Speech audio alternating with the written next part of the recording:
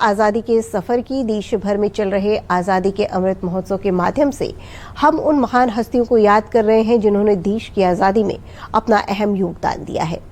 इसी कड़ी में आज पेश है स्वतंत्रता सेनानी सुरेंद्र नाथ बनर्जी, मालती देवी चौधरी और इस्माइल खान की कहानी।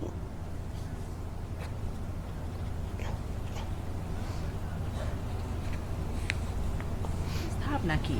भारतीय संघ कांग्रेस से पहले के संगठनों में सबसे शक्तिशाली संगठन यही था। 19वीं शताब्दी में सामाजिक और आर्थिक परिवर्तन होने लगे, जिससे राजनीतिक चेतना में भी वृद्धि हुई।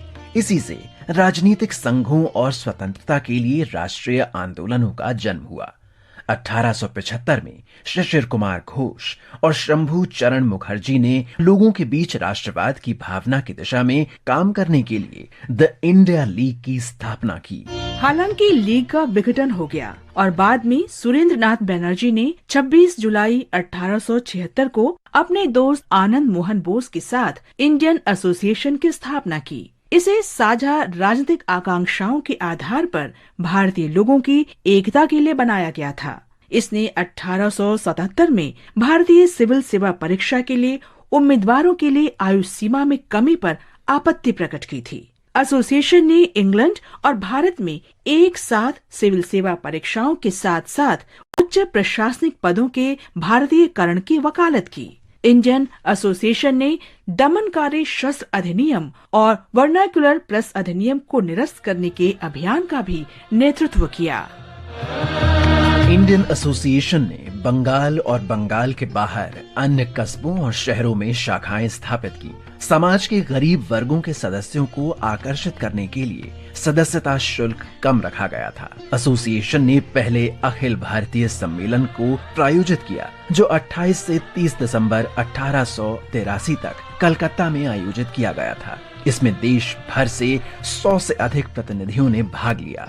बाद में 1886 में भारतीय राष्ट्रीय कांग्रेस में इंडियन एसोसिएशन का विलय हो गया।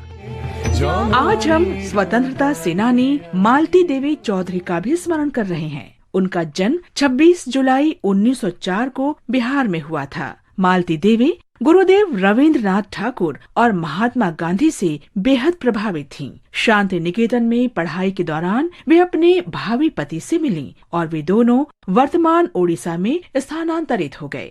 इसके तुरंत बाद नमक सत्याग्रह शुरू हुआ और मालती देवी चौधरी ने खुद को आंदोलन में झोंक दिया।